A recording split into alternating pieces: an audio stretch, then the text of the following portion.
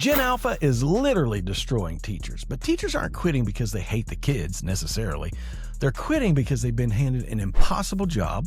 They've been stripped of all authority they need to do it, and they're blamed when all these things fall apart. And nobody's talking about what that type of environment is actually doing to the teachers who are in the classroom every day. So today, we're going to talk about it, and we're going to talk about what you can do about it starting today. And the first thing that we want to talk about is the job description that nobody signed up for. I mean, think about what we're asking teachers to do today. We're asking teachers to be educators, the therapist, the behavioral specialist, the parent, an entertainer, the data analyst, and somewhere in between we want miracle workers and people that walk on water. And yet all you did was sign up to be a teacher. And that's because you didn't know that there were unspoken rules. I mean, the ones that they don't tell you about before you're hired. But if you want to know more about those unspoken rules, I'll link the video for you down in the description box, or you can probably check it out right up here. And here's the part that nobody wants to say out loud. When something goes wrong in the classroom, and it will go wrong in the classroom, the very first question is never, hey, what happened? The first question is, what did the teacher do wrong? Or what should the teacher have done in this situation? And that leads to an entire line of questioning. For instance, teachers are often asked, did you build a relationship? Are your lesson plans engaging enough? Have you been using good classroom management strategies? And the implication is this, is that had you been doing those things, then whatever occurred in the classroom, it probably wouldn't have happened because you had the right things in place. Now, I don't know about you, but at some point that stops feeling like support and it starts feeling like I'm being set up for failure. Now, before we go any further, I don't want you to walk away from this video empty-handed. So I created a guide for you. It's called Teach Without Burnout Guide, and it's free. It's 100% free, and it's always free. You can pick it up right down in the description box or right there on the QR code on the screen. Either way, just go get it because it'll help you. Okay, let's get back to it. The second thing we want to talk about is the respect conversation that nobody wants to have. And so I know that what I'm going to say is going to be a little bit controversial, but it has to be said, and it might as well just be me that says it. But I think that teachers should be respected solely because they're the teacher. And when I say that, I don't mean that teachers ought to be given admiration or worship. I mean just basic functional decency. In other words, we don't want kids to scream at us and curse at us and call us all kinds of inappropriate adjectives. We don't want students to mock the class. Don't treat every instruction as if it's optional. And here's what I want you to hear. That's not oppression. That's just how human beings are supposed to treat each other. And somewhere along the way, we got so allergic to authority that even saying the things that I just said, it gets treated like an extreme position. But it's not. It's basic human decency. But all of that's been lost in this Gen Alpha group of students. And I don't know about you, but I remember a time when there was an understanding. The teachers would teach, and they were the authority. The students would listen, and parents would support the process. And nobody had to negotiate. And yet that's all we do every single day is negotiate. It's like we're trying to negotiate with a used car salesman. And guess what? The used car salesman, they always win. But today, I watch teachers negotiate just to get a kid to open up a notebook. And the second that a student faces any kind of discomfort, any kind of correction, boredom, or being told no, the emails start. In fact, what a lot of kids do is they'll pull out their phone right in the middle of class and they'll send their parents a text message and let them know that something happened in the classroom and they didn't like it. But what's worse than that is that at the end of the day, it's always the teacher who ends up having to defend themselves. We have literally removed almost every single consequence, and then we act shocked when the behavior in the classroom collapses or that academic performance declines and the teachers walk out the door. I want to be clear. This is not an attack on kids. It's not an attack on parents. This is about a cultural shift that's sending a message loudly and consistently that every boundary is negotiable and every authority is optional. And our teachers are the ones that stand on the front lines of the classroom every single day when that message walks directly through the door. The third thing is, what is this actually doing to teachers? And it's right here that I kind of want to slow down for a second because this is really important. And it's the big reason why 250,000 teachers are going to leave the profession this year. And here's the thing.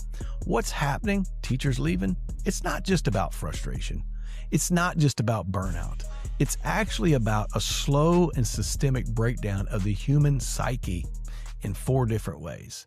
Number one, Physically, teachers are spent. They're exhausted in a way that a good night's sleep or a long weekend, it will not help them recover. Number two, they're emotionally depleted. They're absorbing things in the classroom that no human being should ever have to absorb on a daily basis.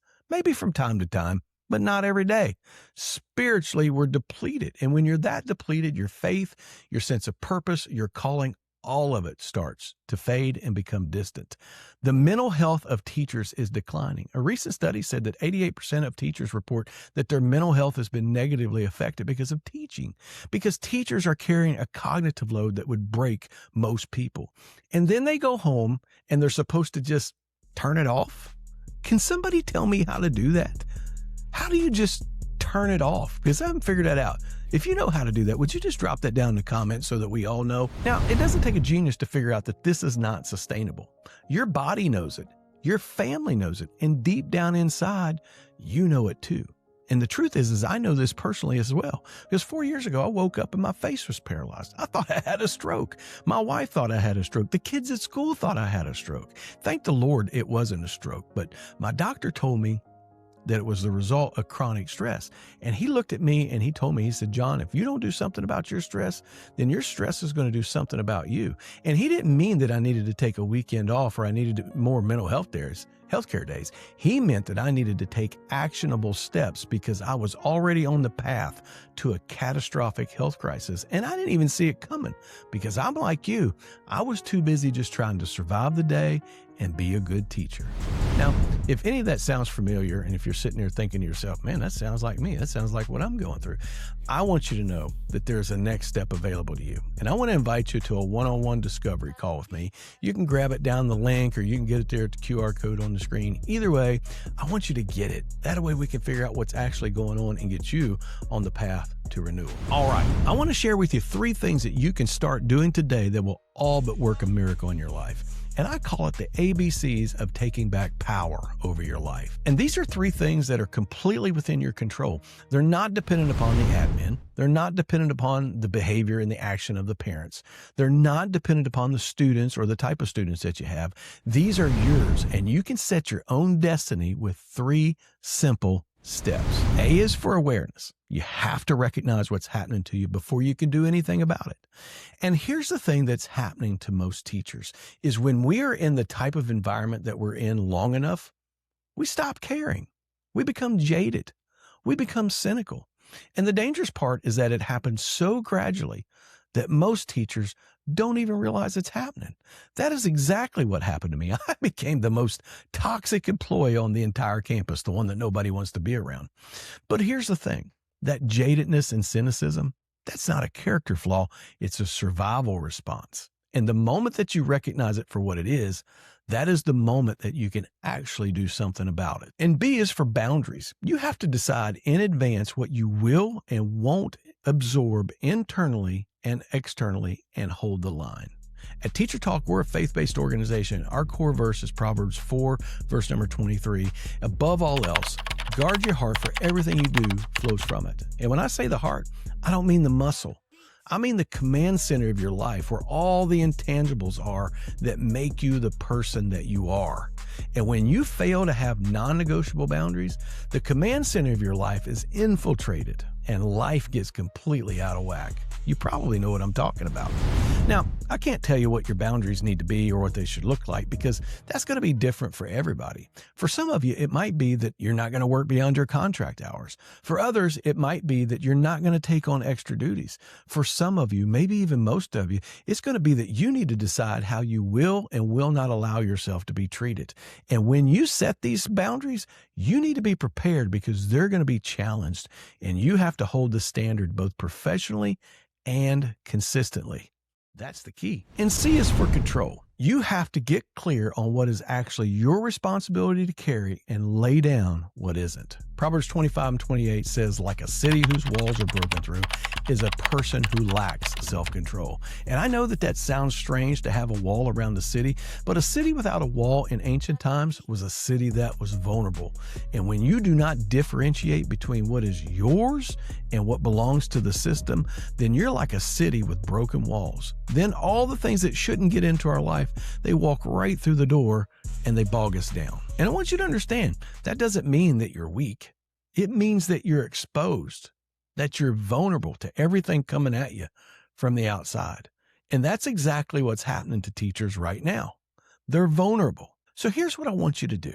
I want you to get out a piece of paper and I want you to write down one thing that you can actually control, one thing that you can actually change, and one thing that you can release. And then I want you to let the chips fall where they may, regardless of what the outcome is. And it could be negative, but I can tell you this, even if the outcome is negative, it won't matter because you'll be much happier. And the reason why is because you are in control. If you need help working through that, I can understand because I needed help too. So go down and grab the discovery call. It's in the description box, the QR code right there on the screen. Okay, I know I said a lot of things that are controversial in this video, and it does leave us with a question. Does the system just use us as teachers? If you've ever wondered that, there's a video right here for you to watch. My name is John, your guide to surviving teacher burnout, and I want you to stay strong and keep teaching.